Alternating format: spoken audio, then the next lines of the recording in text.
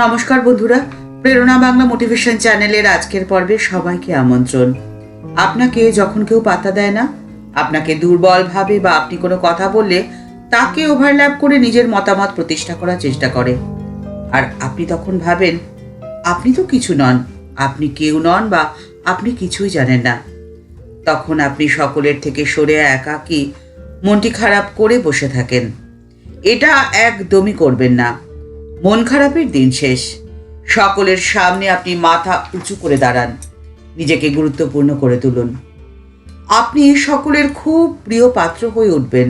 সকলে আপনাকে পছন্দ করবে, আপনার কথা শুনবে, আপনাকে গুরুত্ব দেবে। অর্থাৎ আপনি এক কথায় সকলের খুব প্রিয় হয়ে উঠবেন। এটা কি সম্ভব? নিশ্চয়ই সম্ভব। তার রয়েছে মাত্র 3টি পথ। প্রথম, আপনি অন্যকে গুরুত্ব দিন। প্রত্যেকটা মানুষেরই কিছু কিছু কষ্ট আছে, কিছু না পাওয়া আছে, ব্যথা বেদনা যন্ত্রণা আছে। আপনি তাদের কথা শুনুন, নিজের নয় অন্যের কথা শুনুন, অন্যকে বলতে দিন। তাহলে আপনাকে সকলে পছন্দ করবে, আপনার কাছে আসবে, আপনাকে গুরুত্ব দেবে। আপনি সকলেরটা শুনুন আর নিজের কথা মন খুলে বলুন একমাত্র পরপ্রিয় পরমেশ্বরের কাছে। দ্বিতীয়, আপনি যদি সবসময় পজিটিভ থাকেন, হাসি মুখ নিয়ে থাকেন, তাহলে আপনাকে পছন্দ করার মানুষ বহু গুণ বেড়ে যাবে। হাসি এমন এক অস্ত্র যা দিয়ে শত্রুকেও মিত্র বানিয়ে নেওয়া সম্ভব। কপটতার হাসি নয়, এ হাসি হবে আন্তরিক হাসি। এ হাসির জাদুতে সকলেই মন্ত্রমুগ্ধের মতো আপনার চারপাশে এসে দাঁড়াবে। আর আপনার আন্তরিক হাসি তখনই আসবে যখন আপনি সম্পূর্ণ সমর্পণ করবেন। কারণ সমর্পণের মাধ্যমে আপনি দুশ্চিন্তামুক্ত হবেন। তার কারণ আপনি জানবেন আপনি তো নিমিত্ত মাত্র, তিনি যা চাইবেন তাই তো হবে। শুধু শুধু আপনার দুশ্চিন্তা তো কোনো কারণ নেই। এই পৃথিবীতে 84,000 প্রজাতির প্রাণী রয়েছে, একমাত্র মানুষই আয় করে। কিন্তু বাকিদের থাকা খাওয়ার চিন্তা কার বলুন তো? একবার ভেবে দেখলেই আপনার মুখে সবসময় হাসি লেগে থাকবে। তৃতীয়, নিজেকে কখনোই সস্তা করে ফেলবেন না। সম্পর্ক তখনই সুন্দর হয় যখন তার মধ্যে সম্মান থাকে। সম্মানহীন সম্পর্ক সে তো মূল্যহীন। আর সম্মান পাওয়ার প্রধান রাস্তাই হলো দূরত্ব। গাছে যখন ফুল ফুটে থাকে তখন তার সৌন্দর্য মনকে মুগ্ধ করে, কিন্তু সেই ফুল হাতে নিয়ে বেশিক্ষণ রাখলে ধীরে ধীরে সেই ফুলের সৌন্দর্য এবং মূল্য দুটোই কমে যায়। চাঁদ এত সুন্দর, তার কারণ তার নাগালের বাইরে। তাই নিজেকে গুরুত্বপূর্ণ করতে চাইলে সবার কাছে সহজে ধরা দেবেন না। আপনি ধরা দিন একমাত্র তাঁর কাছে, তাহলে তিনি আপনাকে আগলে রাখবেন। আপনার মূল্য সেখানে এক চুলও কমবে না, উল্টে বেড়ে যাবে বহু গুণ। আর তার কাছে ধরা দেওয়ার প্রধান মাধ্যম কি বলুন তো? ভক্তি। ঠাকুর শ্রী রামকৃষ্ণ পরমহংসদেব বারবার এই ভক্তির কথাই বলেছেন। শ্রী শ্রী ঠাকুর প্রায় বলতেন, এ যুগে অর্থাৎ কলিকালে যাগ যজ্ঞ ইত্যাদি তো করা যায় না। মুঘল আমলের টাকা যেমন এ যুগে চলবে না, ঠিক তেমনই এই যুগে যাগ যজ্ঞ ইত্যাদি বড্ড কঠিন। এই যুগে দরকার নারদীয়া ভক্তি। শ্রী শ্রী রামকৃষ্ণ কথামৃতের ছত্রে ছত্রে এই ভক্তির কথাই রয়েছে। তিনি বারবার এই ভক্তির কথাই বলেছেন। কেউ মনে করেন তিনি শুধু ভক্তির কথাই বলেছেন, অন্য পথের কথা তিনি বলেননি। এটা কিন্তু সম্পূর্ণ ভুল। তিনি তো সব পদ দিয়েই সাধন করেছেন। সব পদ দিয়ে তিনি আদি অন্তহীন সেই পরম ব্রহ্মের উপলব্ধি করেছেন।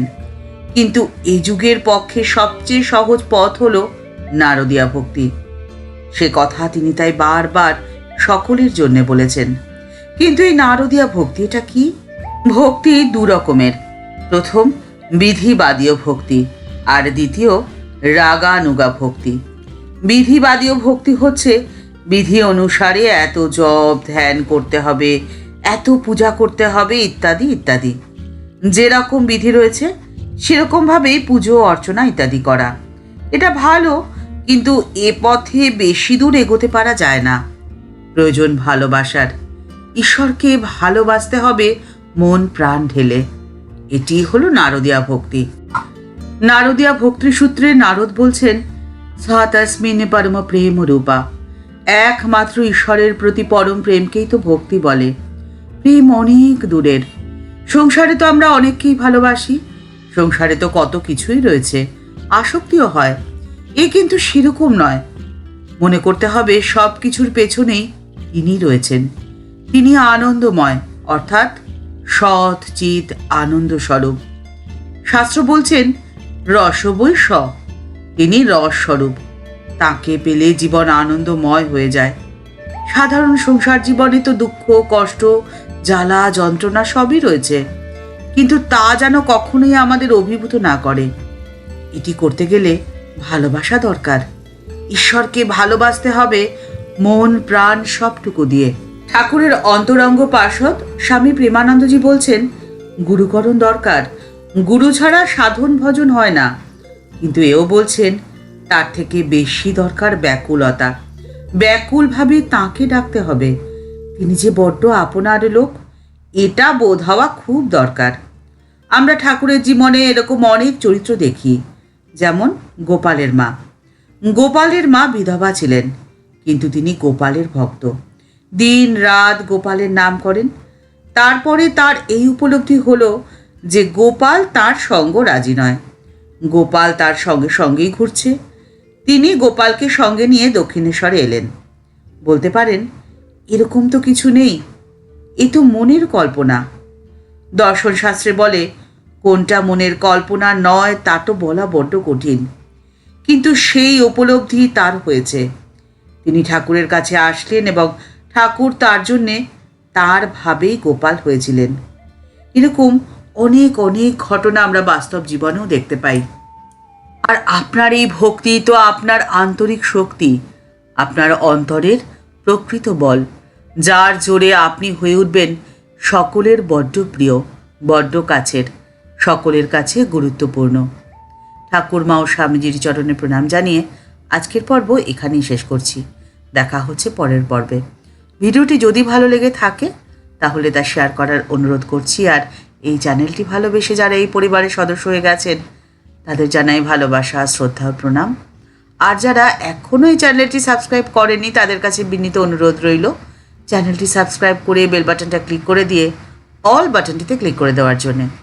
তাহলে এই চ্যানেলে ভিডিও আপলোড হওয়ার সাথে সাথেই আপনার কাছে নোটিফিকেশন চলে যাবে। সবাই ভালো থাকবেন, সুস্থ থাকবেন। নমস্কার।